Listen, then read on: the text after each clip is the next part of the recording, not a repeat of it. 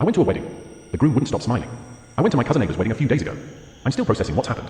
I'll try to get everything out as best I can. Ava has been dating some guy named Ethan for the past year. Being in their 30s, they sort of fast-tracked the whole marriage thing. I'd never met the guy and I hadn't spoken to Ava in a few years, but what the hell, it was guaranteed to be a fun time. The groom walked down the aisle first. A tall, pale man in a dark suit. He stood at the front of the church and smiled. He smiled when Ava walked down the aisle. He smiled as they kissed, after being pronounced husband and wife. He smiled as they walked out of the church. It didn't strike me as weird until we got to the reception.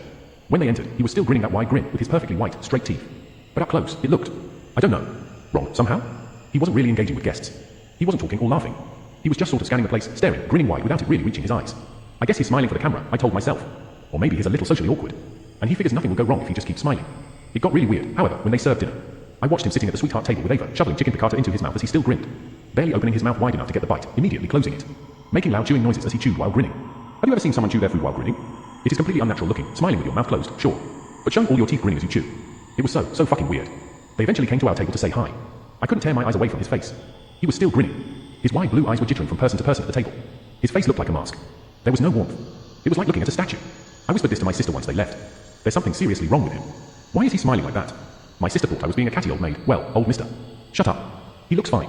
No, he doesn't. He looks like he's madly in love. She snapped back. Stop being jealous. Jeez, Matt. That hurt. It honestly did. None of the other guests seemed to think anything was wrong. They thought it was all fine. Him grinning through the first dance, through the speeches, through the fucking champagne toast.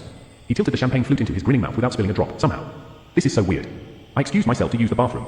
But that was my first mistake, not realizing he had disappeared from the dance floor. As I was washing my hands, a stall door swung open behind me. In the mirror over my shoulder, I saw Ethan, standing there. His skin looked milky white in the bright lights.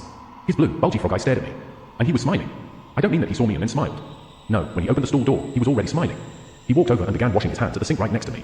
Even though there were 3 other sinks. Our shoulders bumped. Great wedding, I mumbled, trying to be friendly. He turned to look down at me. Slowly. His blue eyes bored into mine. My heart began to pound. Music's great too, I said nervously, to fill the silence. He just stared at me. That's when I realized. He hadn't said a single word the entire wedding. There were no vows, he just nodded when the officiant asked if he took Ava as his wife.